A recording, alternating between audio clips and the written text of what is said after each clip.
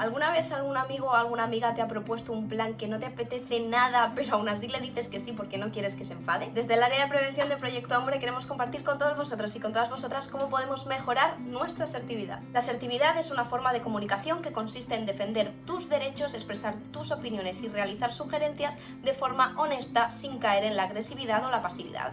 Respetando, eso sí, a los demás, pero sobre todo a tus propias necesidades. Comienza con algo pequeño. Si la idea de ser asertivo te hace sentir mal o inseguro, comienza con situaciones de bajo riesgo. Por ejemplo, si pides una hamburguesa en un restaurante y te traen un salmón, haz saber del error de la persona que te lo ha servido y envíalo de vuelta.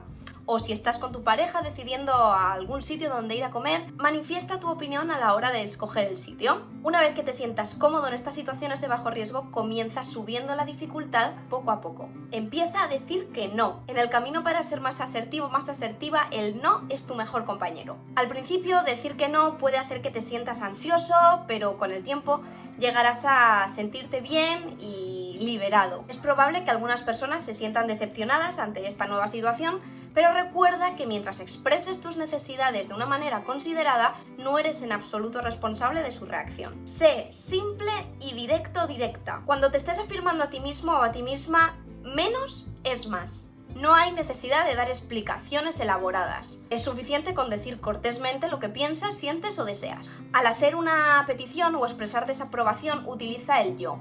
En lugar de decir, no tienes idea de lo duro que ha sido el día de hoy, ¿por qué me pides que haga tantas tareas? Podrías decir, estoy muy agotado hoy, veo que quieres que haga todo esto, pero no voy a poder hacerlo hasta mañana. Hazlo siempre en primera persona. Y por último, no te disculpes por expresar una necesidad o un deseo. A no ser que estés pidiendo algo que sea irrazonable, no hay razón para sentirse culpable o avergonzado por expresar una necesidad. Así que deja de pedir disculpas cuando pides algo. Solo pídelo educadamente y espera ver cómo reacciona la otra persona. Ser asertivo es comunicar.